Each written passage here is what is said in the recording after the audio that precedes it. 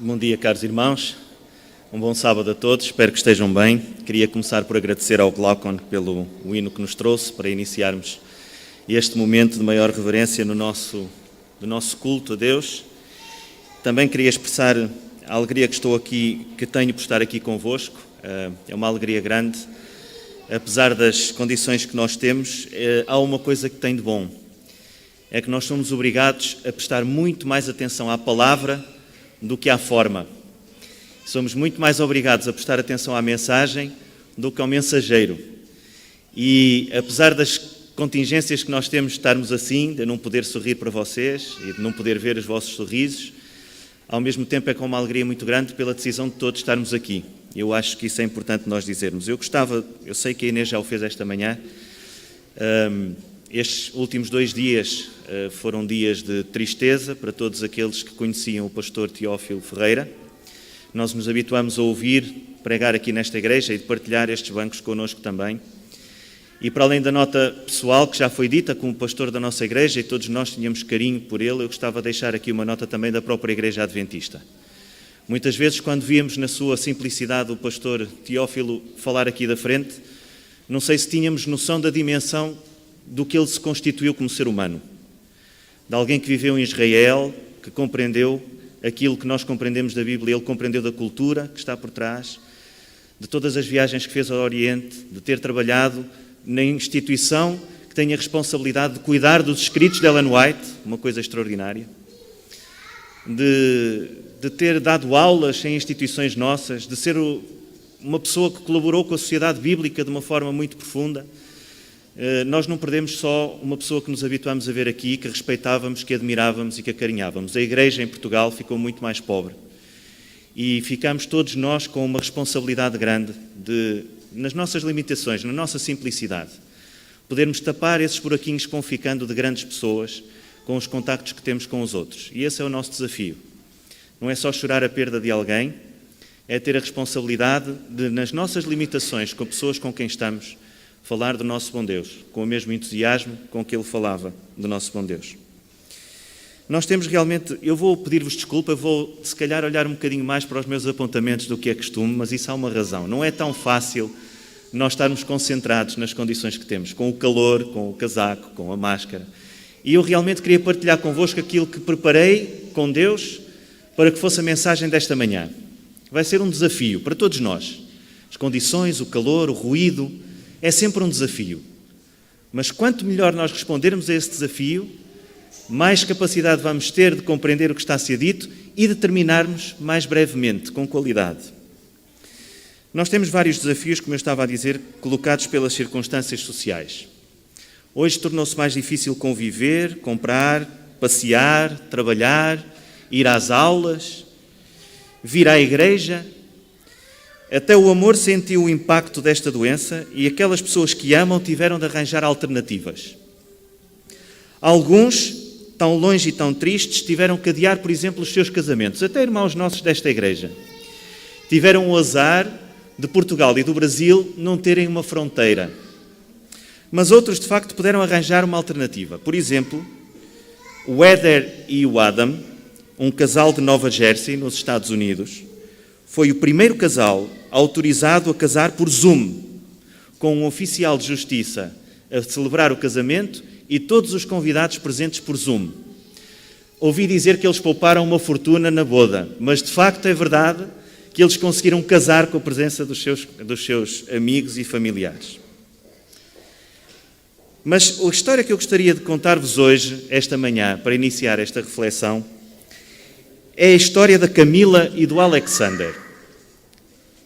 Eu não sei se alguns de vós leram esta história que veio na comunicação social, mas ela impressionou-me de uma maneira muito particular. A Camila é uma jovem norueguesa que estava noiva de um jovem sueco chamado Alexander.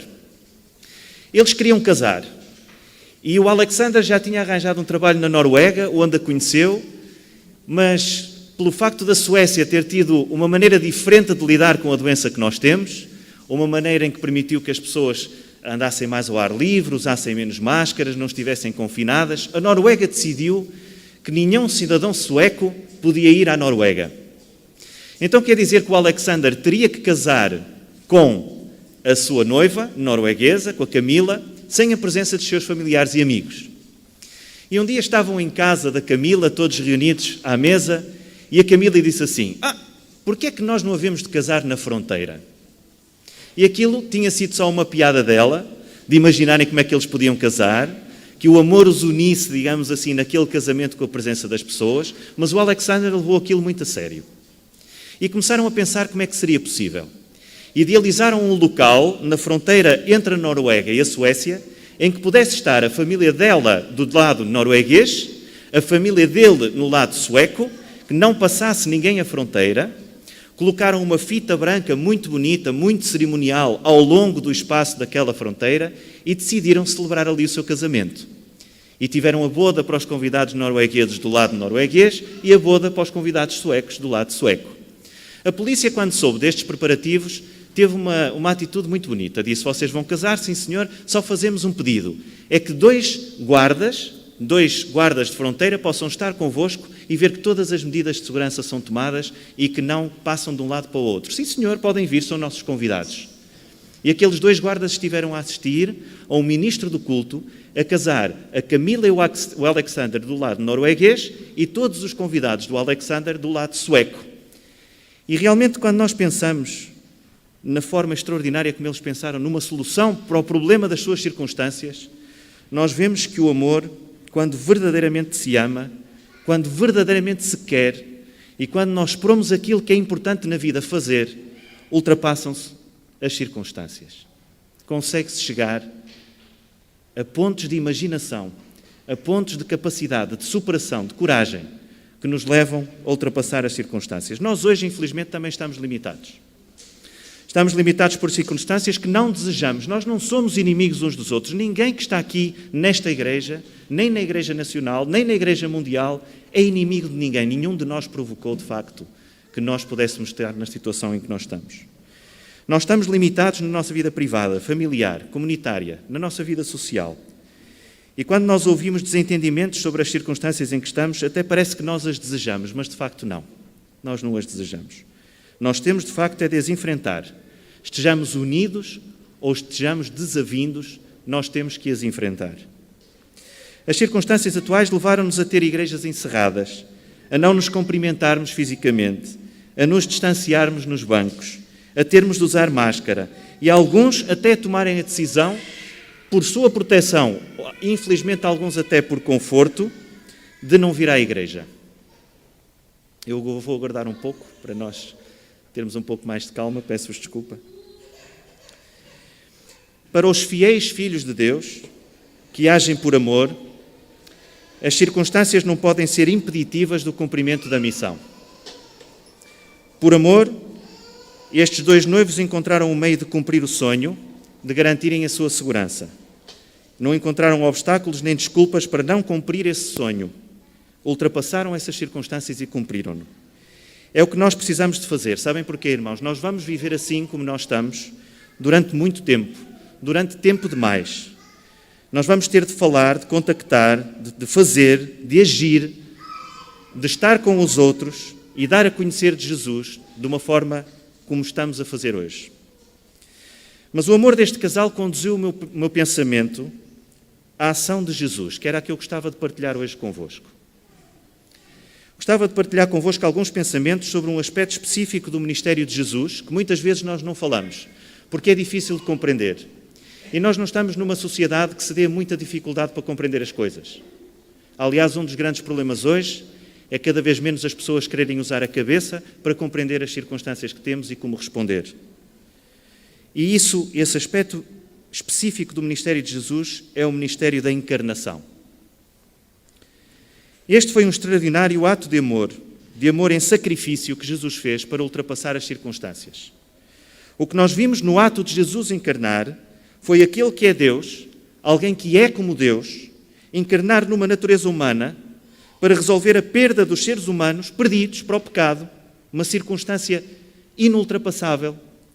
E o que Jesus fez foi ultrapassá-la para ultrapassar as circunstâncias em que nós nos encontrávamos de perda.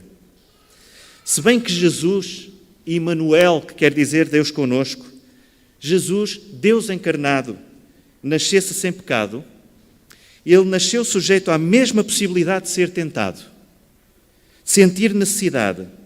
Saboreou a agrura da tristeza, da dor, do sofrimento. Observou o estado imperfeito e desgostoso em que todos os seus conterrâneos viviam. Ou seja, ele sujeitou-se às circunstâncias e disposto a ultrapassá-las por amor a cada um de nós. É por isso que tantas vezes, quando nós pensamos neste supremo sacrifício de Jesus, que foi a sua morte, mas também na sua encarnação que a tornou possível, eu não posso deixar de me sentir envergonhado quando me queixo das circunstâncias que tenho hoje para estar com Jesus. Este é um tema profundo. Ao estudar este tema, tenho que dizer que me senti incapaz para atingir a sua profundidade e principalmente incapaz de o explicar em meia hora que vamos estar aqui juntos. Mas eu convido-vos a refletirem, quem tiver esse livro, sobre o que é que a teologia adventista diz sobre o tema da encarnação. Tratado de Teologia Adventista a partir da página 180. É um texto extraordinário, meus queridos irmãos. É um texto extraordinário. Nós vamos ver alguns destes textos para nós compreendermos juntos estas circunstâncias que Jesus aceitou, mas que aceitou não passivamente, porque não se deixou condicionar, e não se deixando condicionar, de facto ele ultrapassou-as. Quem era então Jesus? Nós conhecemos o texto. Se não quiserem abrir, eu vou abrindo aqui. E eu vou citar alguns textos, outros vamos lê-los na própria Bíblia, outros vou só citá-los e não vamos chegar a abrir, porque eu tenho aqui os textos e não queria demorar demais. Mas mal nós abrimos o livro de João, o livro que mais nos revela entre aqueles que são os evangelistas, os evangelhos, é o que mais nos revela esta condição de Jesus encarnado. Logo no versículo 1, nós lemos: no princípio era o Verbo, e o Verbo estava com Deus, e o Verbo era Deus. Quando nós lemos este texto, nós compreendemos pouco daquilo que ele diz, não só na questão de ser o Verbo, mas principalmente do que é que significa depois que Jesus habitou entre nós. Quando nós dizemos que Jesus habitou entre nós, significa que Jesus armou o seu tabernáculo, o seu templo entre nós. A divindade, como um templo santo, encarnou numa natureza humana que era a única que nós podíamos ver, mas era Deus, feito homem, nesta terra. Quando se diz que ele se fez carne, ele não se mostrou em carne, nem apareceu em carne, ele tornou-se efetivamente um ser humano. Em Filipenses 2, Paulo usa a imagem de que Jesus era em forma de Deus e se esvaziou, e esta palavra esvaziou ao tornar-se homem significa que ele se aniquilou da sua forma de Deus, tomando a forma de servo. A palavra usada no grego original é a palavra morfé. Esta palavra destaca que Jesus adotou as qualidades essenciais, não as qualidades incidentais de um ser humano.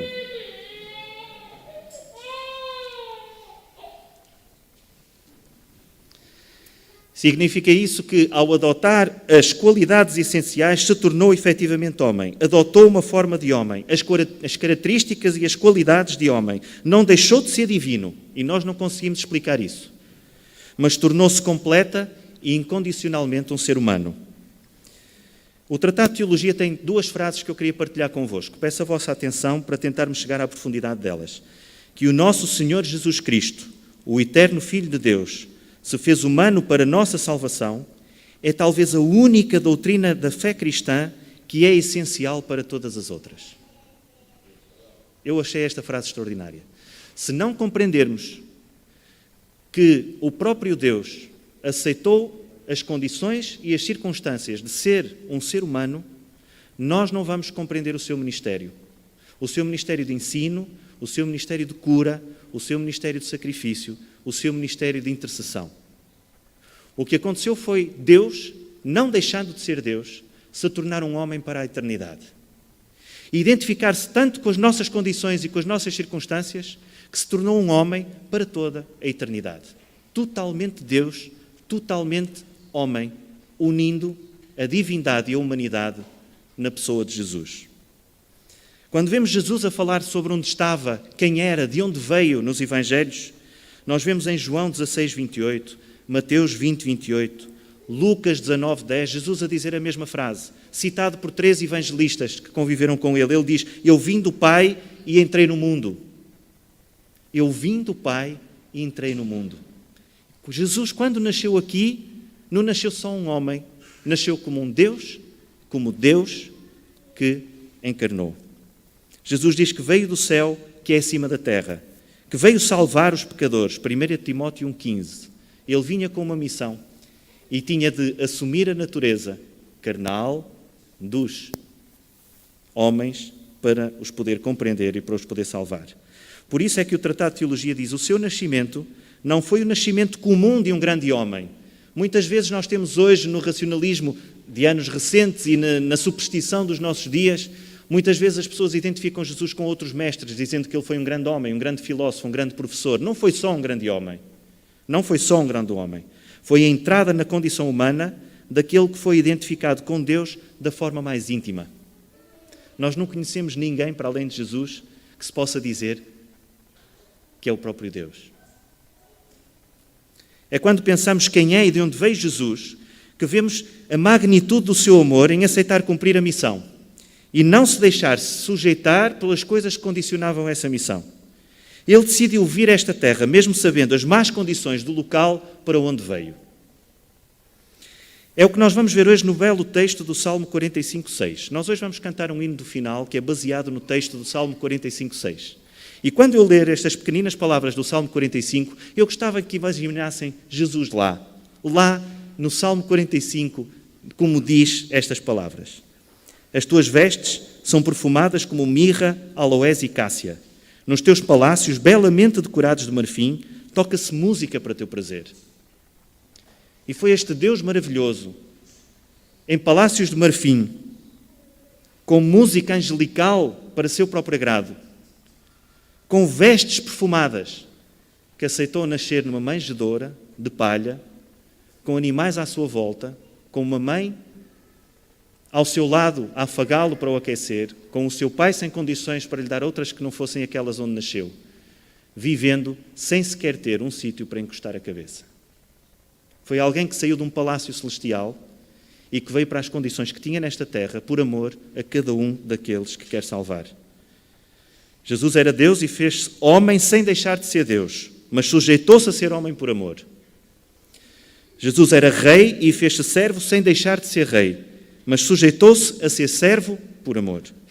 Foi obediente, morreu e assim nos salvou. A irmã White explica tudo isto que eu acabei de dizer num texto da Review and Herald de 1905. Ele é um bocadinho longo, mas eu tenho que o ler para vocês esta manhã. Pondo de lado as suas vestes reais e a sua régia coroa, Cristo revestiu de humanidade a sua divindade, para erguer os seres humanos da sua degradação e colocá-los numa posição favorável. Cristo não poderia ter vindo à Terra envolto na glória que possuía nas cortes celestiais. Seres humanos pecadores não conseguiriam suportar a visão. Peço atenção para esta frase. Ele velou a sua divindade com as vestes da humanidade, mas não se desfez da sua divindade. Como Salvador divino humano, ele veio da raça decaída, compartilhar com eles experiência desde a infância até à maturidade, para que os seres humanos pudessem ser participantes da natureza divina. Ele veio à Terra e viveu uma vida de perfeita obediência. Queridos irmãos, reparem na pequenina palavrinha que nos aparece neste texto, que define o ato de Jesus. Velou. Jesus velou a sua divindade com as vestes da humanidade. Eu acho tão curiosa esta expressão. Velou significa que ele tapou, que ele escondeu. Protegeu os seres humanos para não os ofuscar. Protegeu os seres humanos e aceitou essas circunstâncias para não os ferir. Neste caso, para não ferir com a sua perfeição. E hoje nós tapamos e escondemos o rosto precisamente para não ferir. E infelizmente nós não podemos ferir ninguém com a nossa perfeição, mas podemos ferir alguém e ser feridos com o perigo da doença. E tal como Jesus velou a sua divindade para que nós não fôssemos feridos pela sua perfeição, nós hoje estamos a velar a nossa imperfeição por amor também aos outros. Uma das origens possíveis, deixem-me partilhar esta curiosidade convosco, irmãos. Uma das origens possíveis para a palavra máscara, que é tão usado hoje, é o étimo hebraico mazeca. É muito curioso. Aplica-se a um objeto de tecido, a um véu. Terão sido os judeus na Itália, muitos anos depois de Cristo, que usavam as máscaras para este fim, porque eles, no fundo, sincretizaram, fizeram uma síntese entre as festividades judaicas e as tradições de Veneza e começaram a usar na cara máscaras. Na Bíblia, a palavra mazeca aparece 2 vezes no Velho Testamento. Uma relativa ao episódio do bezerro de ouro no Sinai, não vamos falar sobre ele, e outra no texto de Isaías 25:7. No texto de Isaías 25:7 diz que o Senhor dos Exércitos destruirá a máscara do rosto com que todos os povos andam cobertos e o véu com que todas as nações se escondem. Curioso. A vontade de Deus não é que nós possamos esconder-nos, possamos estar velados, mas é descobrir-nos das nossas circunstâncias. E isso só acontecerá no dia em que nos vier buscar, irmãos. Na versão do livro, muito mais simples, diz que Jesus, Deus, tirará a sombra de melancolia, a máscara de morte com que toda a gente anda na terra encoberta. Nós veremos o dia em que não teremos que andar assim. Mas não é com esta máscara, irmãos, só. É com a máscara da nossa imperfeição, do nosso egoísmo, da nossa vontade do conflito, com a máscara da indiferença perante os outros. Até as palavras distanciamento social nós usamos durante meses. Ninguém está obrigado a distanciamento social. Estamos obrigados a distanciamento físico, meus queridos irmãos. Há distanciamento social à distância. Pensemos nas palavras porque elas são importantes. Acreditem que eu sinto mais unido hoje a vós por estarmos todos decididamente a estar aqui a louvar a Deus do que decidíssemos não estar porque não queríamos estar com o nosso Deus na igreja. Apesar do distanciamento físico, nós estamos unidos, nós estamos em comunhão, nós estamos uns com os outros, nós estamos com Deus. Porque a promessa da união daqueles que amam a Deus é o Espírito Santo, não é o abraço. Não é o abraço. Jesus vai então acabar com esta máscara de tristeza, quando finalmente Ele nos vier remir. E se Jesus aceitou velar a sua própria natureza divina, protegendo-nos e vivendo as nossas circunstâncias, vivendo-as com amor, como é que nós podemos recuar? Como é que nós podemos recusar tão pequenos condicionalismos perante a missão que nós temos de o anunciar a todo mundo? Diz a irmã White, Cristo, a luz do mundo, velou o ofuscante esplendor da sua divindade e veio viver como homem entre os homens, a fim de que eles pudessem, sem ser consumidos, vir a se relacionar com o seu Criador. O mais importante é o nosso relacionamento com o nosso Criador. Isso é a nossa prioridade. Talvez o problema, meus queridos irmãos, possa não estar nas circunstâncias, nos condicionalismos. Talvez nós estivéssemos a caminhar para igrejas e para corações vazios, mesmo sem estes condicionalismos. Talvez, não na nossa igreja aqui em Setúbal, uma igreja pela graça de Deus cheia, talvez não na igreja adventista em Portugal, mas em muitos e muitos milhares que deixam o cristianismo. Todos os anos há pessoas que deixam o cristianismo. Há um pensador austríaco chamado Thomas Halick que disse na Páscoa passada, em pleno pico de pandemia, quando viu as igrejas vazias, ele teve esta frase que eu quero partilhar convosco. Talvez este tempo de edifícios, de igrejas vazias, ponham simbolicamente em evidência o vazio escondido nas igrejas e o seu possível futuro. Se não fizermos uma séria tentativa de mostrar ao mundo um rosto do cristianismo completamente diferente. Estivemos demasiado preocupados em converter o mundo e menos preocupados em converter-nos a nós mesmos. E isto significa não apenas melhorarmos quem somos, mas passar radicalmente de um estático ser cristãos que vamos aos templos a um dinâmico tornarmos-nos cristãos que vivem o discipulado. Que frase extraordinária, irmãos. Que frase extraordinária. Nós não temos só que ser cristãos, temos que nos tornar verdadeiramente cristãos. Viver, de facto, profundamente aquilo que é a mensagem de Cristo. Ele diz que passamos muito tempo a pensar no modo de evangelizar, de doutrinar, de convencer, e muito pouco a ser verdadeiros discípulos, que conhecem, seguem e anunciam Jesus. Daí que temos que responder, no momento que atravessamos, com 4 palavrinhas. Com razão e com preocupação de um lado. Com fé e com coragem do outro lado. O que é que isto significa? Que o momento que nós estamos a passar, irmãos, que não é só este sábado de manhã, na nossa vida diária, é só mais uma circunstância no nosso caminho contra aquilo que nos quer afastar de Deus. Só mais uma. Ela é uma circunstância grande. Ela é uma circunstância desafiadora, mas é só uma circunstância. E ela prepara-nos para outras que serão muito piores do que estas. E a nossa resposta nesta já vai começar a preparar-nos para os momentos que vivemos no futuro. Nós temos de ter cuidado, de facto, ser precavidos e racionais para que este vírus não nos infete na nossa saúde. Mas, por outro lado, nós temos que ter fé e coragem para que, não sendo infectados pelo vírus, ele possa infectar a nossa vida espiritual. Porque proteger com precaução e razão a nossa saúde não implica que nós não tenhamos fé e coragem para, usando as circunstâncias que temos, cumprir a missão que Jesus nos deu. O nosso mestre fazia tudo isto que eu acabei de dizer de um modo extraordinário. Ele conhecia as circunstâncias, aceitava trabalhar com as circunstâncias, mas não se deixava limitar por elas, arranjava sempre um meio de as ultrapassar. No livro de Levítico, por exemplo, no capítulo 14, nós vemos as recomendações de Deus ao povo de Israel sobre a lepra.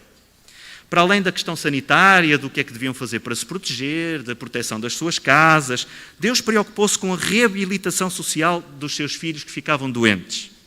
Por isso, para que todos soubessem que aquela pessoa estava curada e não fosse marginalizada socialmente, os doentes tinham que ser declarados limpos.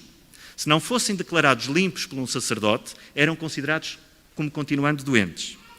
E Jesus, como bom judeu, como filho de Deus, respeitava estas ordenanças que estavam no livro de Levítico e aplicava-as para o bem das pessoas com as quais ele se encontrava.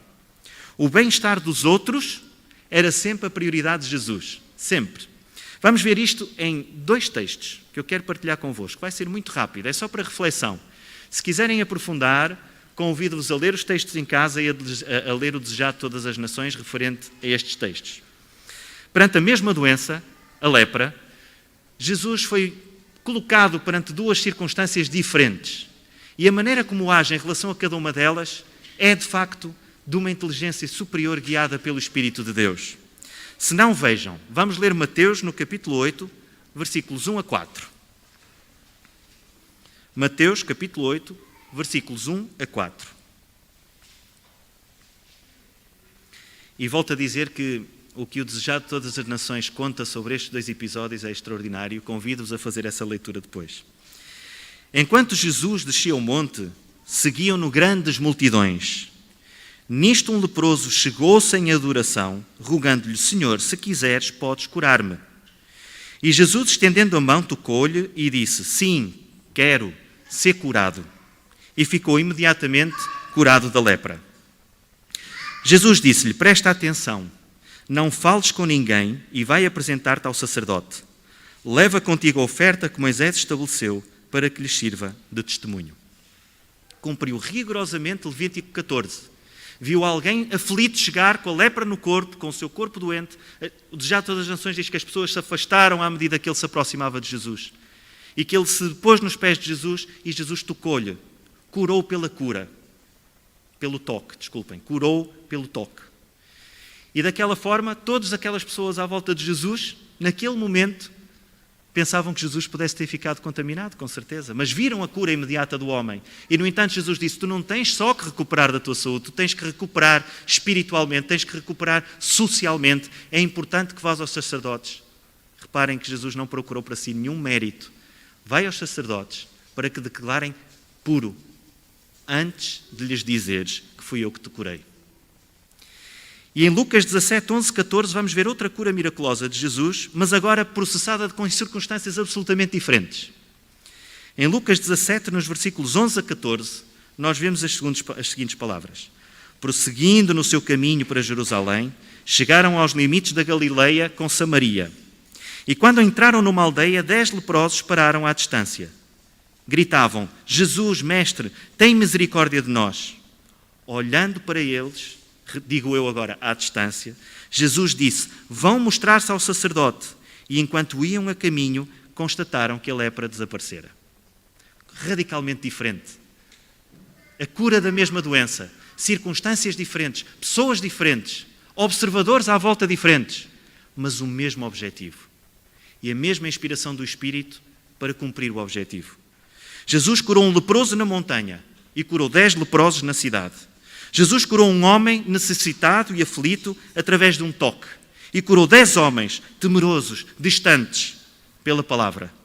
Jesus pediu a um homem curado que se reservasse como fora curado. Quem o tinha curado? Para o proteger dos sacerdotes e para o reabilitar socialmente. Mas Jesus curou publicamente a quem quis ouvir 10 homens e disse-lhes que fossem ao templo para serem curados. O foco de Jesus era a cura, não eram as circunstâncias. Era a cura espiritual, era o anúncio da sua missão, era a reabilitação social.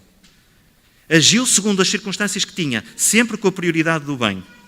Qual é hoje, queridos irmãos, no fundo do nosso coração, qual é hoje de facto a nossa prioridade? Face aos desafios que a sociedade nos está a colocar, aos desafios que a nossa vida social, familiar, espiritual enfrenta, aos desafios que a nossa vida até entre casais, pais com filhos, as questões do nosso emprego, onde estão, apesar de todas estas circunstâncias que nós temos contra nós, onde está hoje a nossa prioridade, queridos irmãos? Será que nós nos centramos nas dificuldades das nossas circunstâncias? Será que nos prendemos ao desconforto das nossas condições? Será que nos lamentamos pela indiferença entre aquilo que desejávamos que fosse a nossa vida e aquilo que efetivamente ela se tornou? Será que nós definhamos face a uma oposição real, presente, mas que ainda não tem nada a ver com as oposições que vamos ter que enfrentar no futuro? Ou será que nós fazemos como a Camila e como o Alex, que por amor e por desejo de estarem juntos, de se amarem, encontraram uma solução para ultrapassar as circunstâncias? Vamos conseguir nós essas soluções para nos reencontrarmos, para comungarmos na igreja, para falarmos de Jesus às outras pessoas, ainda com mais alegria, ainda com mais esperança, porque elas estão a precisar de alegria e de esperança que nós temos que ir buscar a Jesus para lhes dar, meus queridos irmãos. Principalmente, será que nós seremos capazes de fazer como Jesus, colocando a missão das boas novas e o bem-estar dos outros em primeiro lugar, e que consigamos fazer isso deixando-nos guiar pelo Espírito de Deus? Que Jesus nos ajude a não nos deixarmos nem abater, nem prender, nem lamentar, nem definhar na nossa fé. E que através de nós seja cumprida a missão de Jesus, nestas ou em quaisquer circunstâncias que nós possamos ter daqui para a frente. É a minha oração esta manhã, desejando a todos um sábado feliz. Amém.